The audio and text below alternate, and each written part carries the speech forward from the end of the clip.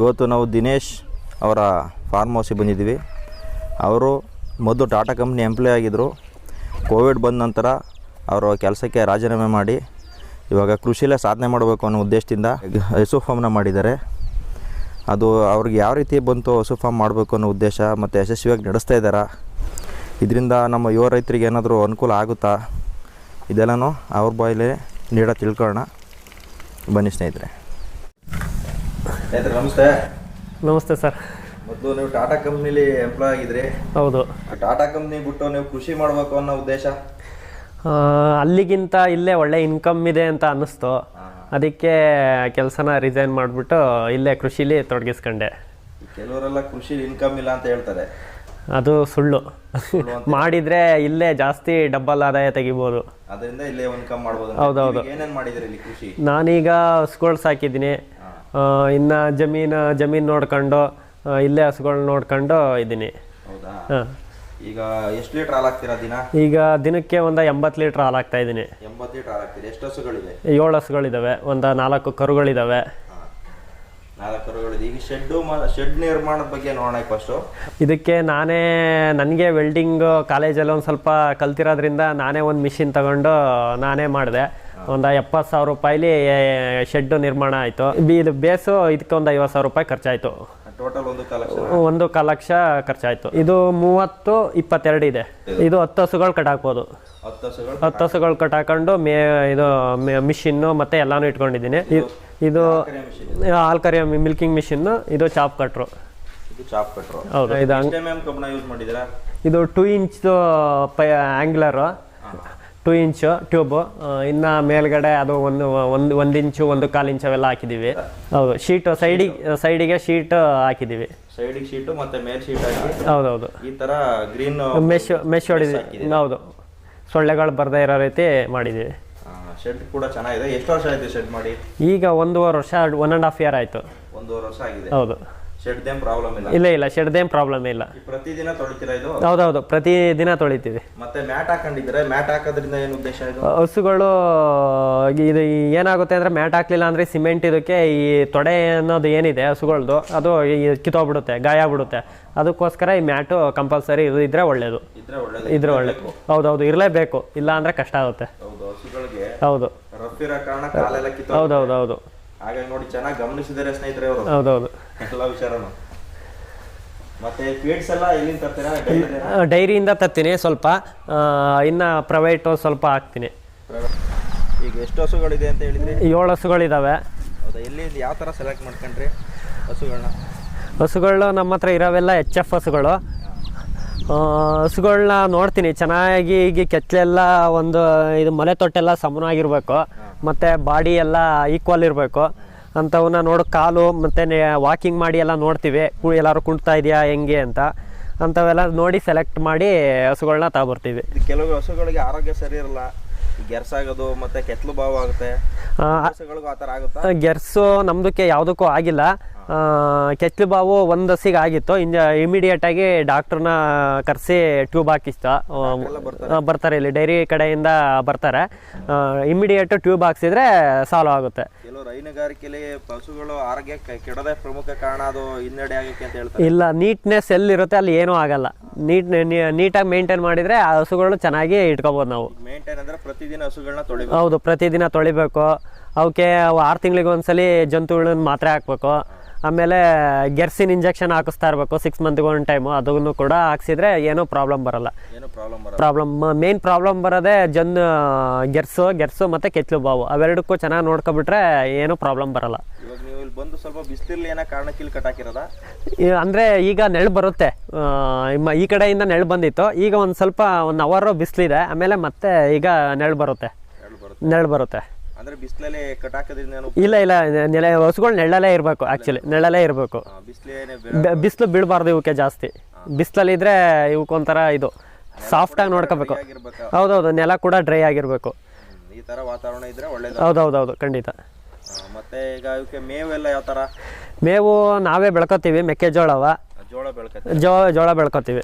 ಜೋಳ ಎಲ್ಲ ಮನೆ ಹಿಂದ್ಗಡೆ ಹಾಕೊಂಡಿದ್ದೀವಿ. ಹೌದು, ಅಲ್ಲಿ ತೋಟದಲ್ಲಿ ಎಲ್ಲ ಹಾಕೊಂಡಿದ್ದೀವಿ. ತೋಟದಲ್ಲಿ ಹಾಕಿದ್ದೀರಾ? ಅಂದ್ರೆ ಬೆಳಿಗ್ಗೆ ಮಾರ್ನಿಂಗ್ ಕೂದ್ಬಿಟ್ಟು ಈ ತರ ಇಟ್ಕೋತೀವಿ. ಸಂಜೆ ಟೈಮು ಕಟ್ ಮಾಡ್ಬಿಟ್ಟು ದನಗಳಿಗೆ ಹಾಕ್ತಿವಿ. ಉಪಯೋಗ ಇಲ್ಲ, ಅದು ದುಡ್ಡೆಲ್ಲ ಅದಕ್ಕೆ ಹೋಗ್ಬಿಡುತ್ತೆ. ನೀವೇನೇ ಬೆಳ್ಕೊಂಡಿದ್ದೀರಾ? ಹೌದು, ನಾವೇ ಬೆಳ್ಕೊಂಡ್ರೆ ಹೆಚ್ಚು ಕಡಿಮೆ ಒಂದು 6-7 ಸಾವಿರ ರೂಪಾಯಿಲಿ ಬೆಳ್ಕೊಂಡ್ರೆ 1.5 ತಿಂಗಳ ಗಂಟ ದುಡ್ಡಲ್ಲಿ 1.5 ತಿಂಗಳು ತಿನ್ನಿಸ್ಬೋದು. ಅದೇ ದುಡ್ಡು ಕೊಟ್ಟು ತಗೊಂಡು ತಿನ್ಸಿದ್ರೆ ಹೆಚ್ಚು ಕಡಿಮೆ 15 ದಿನಕ್ಕೆ 10,000-15,000 ದುಡ್ಡು ಹೊರಟೋಗುತ್ತೆ. ಮತ್ತೆ ಇವಾಗ ಒಂದು ಹಸುಗೆ ಎಷ್ಟು ಕೆಜಿ ನೀವು ಮೇವುಗಳನ್ನ ಹಾಕ್ತೀರಾ? ಅದು ಬಾಡಿ ಮೇಲೆ ಡಿಪೆಂಡ್. ಈಗ ಸಣ್ಣ ಹಸು ಇರುತ್ತೆ, ಅದಕ್ಕೊಂದು 30 kg ಹಾಕ್ತಿವಿ. ಈಗ ಒಂದು ದೊಡ್ಡ ಹಸು ಇರುತ್ತೆ, ಅದಕ್ಕೊಂದು 40 kg ಮೇವು ಹಾಕ್ತಿವಿ. ಅಂದ್ರೆ ಚಿಕ್ಕ ಹಸುಗೆ 30 kg? ಹೌದು, ದಿನಕ್ಕೆ ಒಂದು 30 kgನಾರು ಹಾಕ್ಲೇಬೇಕು. ಸಣ್ಣ ಹಸುಗಳಿಗೆ 40 kg ಹಾಕ್ಲೇಬೇಕು. ಹೌದು, ಪರ್ ಡೇ ಹಾಕ್ಲೇಬೇಕು. ಹಿಂಡಿ ಹಾಲು ಕೊಡೋದ್ರ ಮೇಲೆ ಹಾಕ್ತಿವಿ. ಈಗ ಒಂದು 10 ಲೀಟ್ರ್ ಹಾಲು ಕೊಡ್ತಾ ಇದೆ ಅಂದ್ರೆ 4ರಿಂದ 4.5 kg ಕೊಡ್ತೀವಿ. ಒಂದು 12 ಲೀಟ್ರ್ ಕೊಟ್ರೆ ಒಂದು 5 kg ಕೊಡ್ತೀವಿ. ಆ ಥರ. ಅಂದ್ರೆ ಬರೀ ನೀವು ಒಂದೇ ತರ ಮೇವು ಹಾಕ್ತೀರಾ ಅಥವಾ ಒಣ ಮೇವು?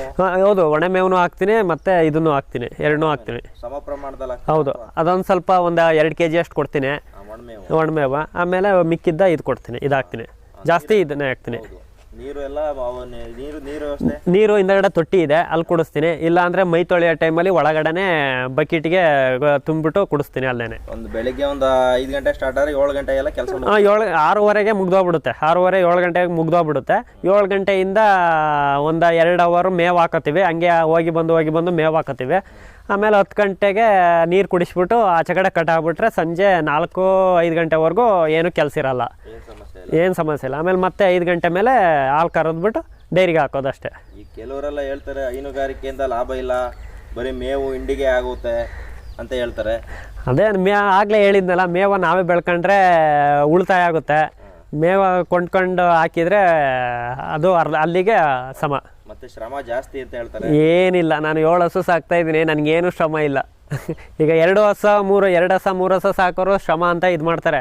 ನಾನು 7 ಹಸ ಸಾಕ್ತಾ ಇದ್ದೀನಿ, ನನಗೇನು ಶ್ರಮ ಅಂತಲೇ ಅನ್ನಿಸ್ತಾ ಇಲ್ಲ. ಈಗ ಕಂಪ್ನಿಯಲ್ಲಿ ಬೆಳಿಗ್ಗೆ ಸಂಜೆ ಗಂಟೆ ಕೆಲಸ ಮಾಡ್ಬೇಕು ನಾನು. ಹೌದು, ಖಂಡಿತ. ಬೆಳಿಗ್ಗೆ ಅಲ್ಲೂ ಸಹ ಶಿಫ್ಟ್ ಇರೋದು, ಅಲ್ಲಿ 8 ಅವರ್ ಕೆಲಸ ಮಾಡಲೇಬೇಕು. ನಾನಿಲ್ಲಿ 4 ಅವರ್ ಅಷ್ಟೇ ಕೆಲಸ ಮಾಡ್ತಾ ಇರೋದು. 4 ಅವರ್ ಕೆಲಸ ಮಾಡಿದ್ರೆ ಕಂಪ್ನಿ ಸಂಬಳಗಿಂತ ಡಬಲ್ ದುಡಿತಾ ಇದ್ದೀನಿ ಇಲ್ಲಿ. ಡಬಲ್ ಇನ್ಕಮ್ ಇದೆ. ಹೌದು, ರೈತರು ಆಗೋದ್ರಿಂದ ಇನ್ಕಮ್ ಇದೆ ಅಂತ ಹೇಳ್ತಾ ಇದ್ದೀರಾ? ಹೌದೌದು, ಖಂಡಿತ. ಅಂದ್ರೆ ಶ್ರಮ ಪಟ್ಟು ಮಾಡಬೇಕು, ಅದ್ರಿಂದ ಇನ್ಕಮ್ ಇದೆ. ಹೌದು. ಪಕ್ಕದಲ್ಲಿ ಏನೋ ಗುಂಡಿ ಮಾಡ್ತಾ ಇದ್ರಿ? ಅದು ಸೈಲೇಜ್ಗೆ ಅಂತ ಇದು ಮಾಡ್ತಾ ಇದ್ದೀನಿ. ಈಗ ಮಳೆ ಚೆನ್ನಾಗಿ ಜಾಸ್ತಿ ಇದಾಗಿದ್ರಿಂದ, ಮಳೆ ಊದಿದ್ರಿಂದ ಅದು ನೀರು ನಿಂತ್ಕೊಂಡು ಈಗ ಒಂಚೂರು ಒಣಗ್ತಾ ಇದೆ. ಸೈಲೇಜ್ ಗುಂಡಿ ಮಾಡ್ಕೋಬೇಕು ಅಂತ ನೋಡಿ, ಇದು ಗುಂಡಿನ ಮಾಡ್ತಾ ಇದ್ದಾರೆ. ಮಳೆ ಇರೋ ಕಾರಣ ಇನ್ನೂ ಪೂರ್ತಿ ಆಗಿಲ್ಲ. ಈಗ ನೆಕ್ಸ್ಟ್ ಕಂಟಿನ್ಯೂ ಮಾಡ್ತೀವಿ. ಇದು ಮುಗಿದಾಗ ನಾವು ಯಾವ ಥರ ಮಾಡಿದ್ರು ಇದ್ರಲ್ಲಿ ಉಪಯೋಗ ಏನಿದೆ ಅಂತ ಬಂದು ನಮ್ಮ ವೀಕ್ಷಕರಿಗೆ ತಿಳಿಸ್ಕೊಡೋ ಪ್ರಯತ್ನ ನಾವು ಮಾಡ್ತೀವಿ. ಈಗ ಹಸುಗಳೆಲ್ಲ ಸೆಲೆಕ್ಟ್ ಮಾಡ್ಕೋಬೇಕಾದ್ರೆ ಕೆಲವರು ತುಂಬ ಎಡಬಿಡ್ತಾರೆ ಅಂತ ಕೇಳ್ಪಟ್ಟೆ. ಹೌದೌದು, ಯಾಕಂದ್ರೆ ಹಸುಗಳು ಕೆಲವರು ಆರ್ ಕೊಡಲ್ಲ, ಸುಮ್ಮನೆ ಬಾಡಿ ಇರ್ತದೆ. ಹೌದು, ಆ ಥರ ಏನಾದ್ರು ಸಮಸ್ಯೆಗಳಾಗಿದೆ? ನಮಗೂ 1 ಹಸ ಆಗಿದೆ. ಅದು ಅವರು ಸ್ಟಾರ್ಟಿಂಗು ತರಕ್ಕೆ ಹೋದಾಗ 12-13 ಕೊಡುತ್ತೆ ಅಂತ ಹೇಳಿದ್ರು. ನಾವು ಅದು ಕೆಚ್ಚಲು ನೋಡ್ಬಿಟ್ಟು ತಗೊಬಂದ ಈಗ 6-6.5 ಲೀಟ್ರ್ ಹಾಲು ಕೊಡ್ತಾ ಇದೆ. ಅರ್ಧಕ್ಕೂ ಕಡಿಮೆ. ನನಗೆ ಇದೊಂದು ಹಸು ಲಾಸ್ ಆಗ್ಬಿಡ್ತು. ಇನ್ನೆಲ್ಲ 6 ಹಸುಗಳು ಪರವಾಗಿಲ್ಲ. ಈಗ ಹಸುಗಳನ್ನ ನೋಡಿ ನೀವು ಇಲ್ಲೇ ಸೆಲೆಕ್ಟ್ ಮಾಡ್ಕೊಂಡಿದ್ದ? ಲೋಕಲ್ ಆಗಿ? ಇಲ್ಲೇ ಲೋಕಲ್ ಆಗಿ ಸೆಲೆಕ್ಟ್ ಮಾಡಿ. ಹೌದೌದು. ಮತ್ತೆ ಕೋಳಿಗಳೆಲ್ಲ ಸಾಕಿದ್ದೀರಾ? ಹೌದು, ಒಂದು 20 ಇದಾವೆ. ಅವು ಸಹ ಲಾಕ್ಡೌನ್ ಟೈಮಲ್ಲಿ ಒಂದು 5-6 ಕೋಳಿ ತಂದು ಇಷ್ಟು ಮಾಡಿದೀವಿ. ಮುಂದೆ ಮಾಡಬೇಕು ಇನ್ನೂ ಜಾಸ್ತಿ. ಹೌದೌದು, ನಾಟಿ ಕೋಳಿ? ಹೌದು, ನಾಟಿ ಕೋಳಿದು. ನಾಟಿ ಮಾಡಬೇಕು ಅನ್ನೋ ಆಸಕ್ತಿ? ಹೌದೌದು. ಮತ್ತೆ ಇದು ಮೇವಿದೆಯಲ್ಲ, ಅದು ಸೀಮೆ ಜೋಳ ಅಂತ, ನೇಪಿಯರ್.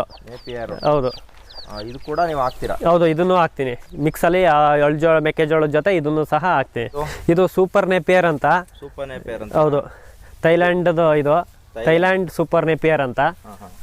ಇವು ಹಾಲು ಹಸುಗಳಿಗೆ ಹಾಕಿದ್ರೆ ಒಳ್ಳೆ ಹಾಲಿನ ಇಳುವರಿ ಬರುತ್ತೆ ಅಂತ ಹೇಳ್ತಾ ಇದ್ರು ಎಲ್ಲ ಕಡೆಲೂ. ಅದಕ್ಕೋಸ್ಕರ ಒಂದು 500 ಕಡ್ಡಿ ತಂದ್ಬಿಟ್ಟು ನೆಟ್ಟಿದ್ದೀನಿ. ಈಗ ಇದು ಕುಣಿಗಲ್ ಹತ್ರ ತರಿಸಿದ್ದೆ. ಹೌದೌದು. ಅಂದ್ರೆ ಇದು ನೋಡಿ ಕಡ್ಡಿ ತರ ಆಗಿದೆ, ದಪ್ಪ ಬರುತ್ತೆ. ಇದು ದಪ್ಪ ಬರುತ್ತೆ. ಇಲ್ಲಿ ಏನಪ್ಪಾ ಅಂದ್ರೆ ಈ ಸಲ ಮಳೆಗಾಲದಲ್ಲಿ ಚೆನ್ನಾಗಿ ಮಳೆ ಆದ್ರಿಂದ ನೀರು ತುಂಬ್ಕೊಬಿಟ್ಟು ಚೆನ್ನಾಗಿ ಬೆಳೆದಿಲ್ಲ ಅಷ್ಟೇ. ಇದು ಕಬ್ಬು ತರ ಇನ್ನೂ ದಪ್ಪ ಬರುತ್ತೆ. ಇದು ಕಬ್ಬಿಗಿಂತ ದಪ್ಪ. ಹೌದೌದು. ಅಂದ್ರೆ ಅಲ್ಲಿ ಹಸುಗಳಿಗೆಲ್ಲ ತಿನ್ನಕ್ ಸ್ಮೂತ್ ಇರುತ್ತೆ? ಹೌದೌದು, ಸ್ಮೂತ್ ಇರುತ್ತೆ. ಅದು ಸ್ಮೂತ್ ಇರೋದ್ರಿಂದನೇ ಒಂಚೂರು ಹಾಲಿನ ಇಳುವರಿ ಬರುತ್ತೆ ಅಂತ ಹೇಳ್ತಾರೆ. ನಾವಿನ್ನೂ ಒಂದ್ಸಲಿನೂ ಹಾಕಿಲ್ಲ. ಈ ಸಲ ಹಾಕಿ ನೋಡ್ಬೇಕು. ಅಂದ್ರೆ ಇದು ಸೂಪರ್ ನೇಪಿಯರ್ ಅಂತ ನೀವು ಎಲ್ಲಿಂದ ತರಿಸಿದ್ರೆ? ನಾನು ಕುಣಿಗಲ್ ಹತ್ರ ತರಿಸಿದ್ದೆ. ಕುಣಿಗಲ್ ಹತ್ರದಿಂದ ತರಿಸಿದ್ದೀರಾ? ಹೌದೌದು.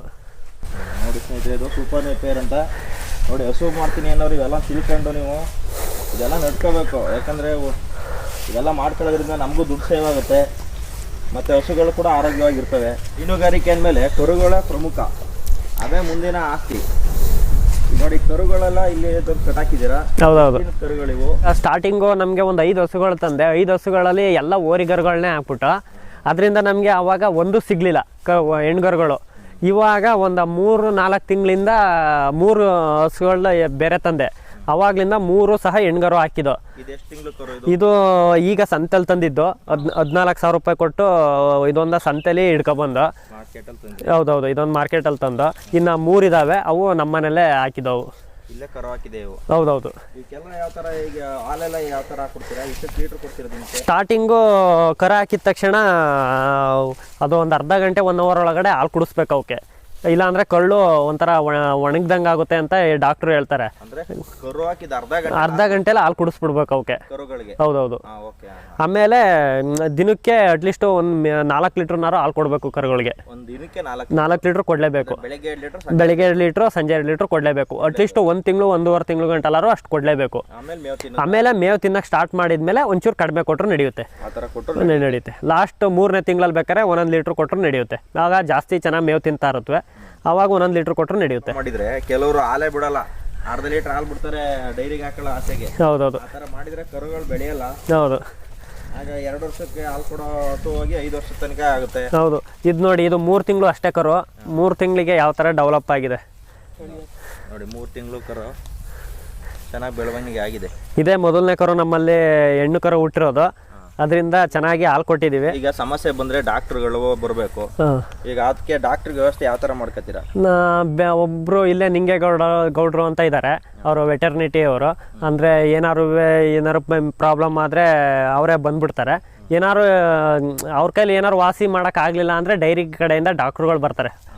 ಟೋಕನ್ ಹಾಕಿದರೆ 60 ರೂಪಾಯಿ ಟೋಕನ್ ಹಾಕಿದರೆ ಡಾಕ್ಟ್ರುಗಳು ಬರ್ತಾರೆ. ಅವರು ನೋಡಿ ಮೆಡಿಸಿನ್ ಎಲ್ಲ ಕೊಟ್ಟು ಹೋಗ್ತಾರೆ.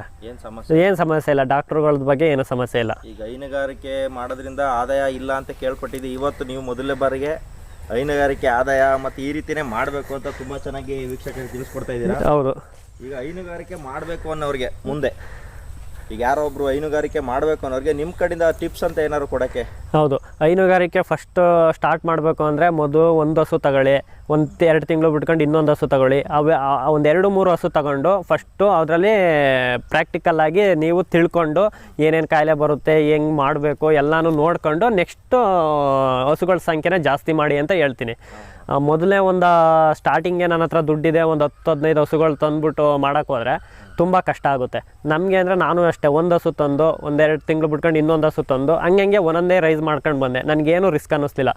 ಈಗ ಕೆಲವರು ಒಂದೇ ಸಲ ಒಂದು 10 ಹಸು ತಂದು ಮಾಡಿರೋರು ಇದ್ದಾರೆ, ಅವರು ಲಾಸ್ ಮಾಡ್ಕೊಂಡು ಇದ್ದಾರೆ. ಅವರಿಗೆ ಸರಿಯಾಗಿ ಮೇಂಟೈನ್ ಮಾಡೋಕ್ಕೆ ಬರ್ದಲೆ, ಈಗ ಏನಾದ್ರು ಕಾಯಿಲೆ ಬಂದರೆ ಹೆಂಗೆ ಮೇಂಟೈನ್ ಮಾಡೋದು ಅವೆಲ್ಲ ಗೊತ್ತಾಗ್ದಲೆ ಎಷ್ಟೋ ಜನ ಲಾಸ್ ಆಗ್ಬಿಟ್ಟಿದ್ದಾರೆ. ಅದಕ್ಕೋಸ್ಕರ ಸ್ಟಾರ್ಟಿಂಗು ಕಡಿಮೆಯಿಂದ ಜಾಸ್ತಿ ಮಾಡ್ಕೊಳ್ಳಿ ಅಂತ ಹೇಳ್ತೀನಿ. ಮೊದಲು ಶೆಡ್ಗೂ ಕೂಡ ತೀರಾ ಕಡಿಮೆ, ಒಂದೊಂದು ಕಾಲಕ್ಸಲೆಲ್ಲ ಶೆಡ್. ಹೌದೌದು. 10 ಲಕ್ಷ ರೂಪಾಯಿ. ಹೌದೌದು. ನಾನು ನೋಡಿದ್ದೀನಿ ಸುಮಾರು ಜನ ಶೆಡ್ಗೋಸ್ಕರನೇ ಹೈಫೈಯಾಗಿ ಮಾಡ್ಕೊಂಡಿದ್ದಾರೆ. ಅವೆಲ್ಲ ಹೈಫೈ ಮಾಡ್ಕೊಂಡು ಮಾಡೋದ್ರಿಂದ ಜಾಸ್ತಿ ಲಾಸ್ ಆಗ್ತಾರೆ. ಸಿಂಪಲ್ಲಾಗಿ ಮಾಡ್ಕೋಬೇಕು. ಸಿಂಪಲ್ಲಾಗಿ ಮಾಡ್ಕೊಂಡು ಹಸುಗಳನ್ನ ಸೇಫ್ಟಿಯಾಗಿ ನೋಡ್ಕೊಂಡ್ರೆ ಉತ್ತಮವಾದ ಆದಾಯ ಗಳಿಸ್ಬೋದು. ಹೊರಗಡೆ ಹೋಗಿ ಅವ್ರವ್ರ ಕೈ ಕೆಳಗೆ ಕೆಲಸ ಮಾಡೋದಕ್ಕಿಂತ ಹೌದು, ಇಲ್ಲಿ ನೆಮ್ಮದಿ ಜೀವನ. ರೈತನೇ ಹೌದು. ಇಲ್ಲಿ ಜಮೀನು ನೋಡ್ಕೊಂಡು ಆರಾಮಾಗಿ ನಾವೇ ಇರ್ಬೋದು ಕುಟುಂಬದವ್ರ ಜೊತೆ ಕೆಲಸ ಮಾಡ್ಕೊಂಡು. ಹೌದು.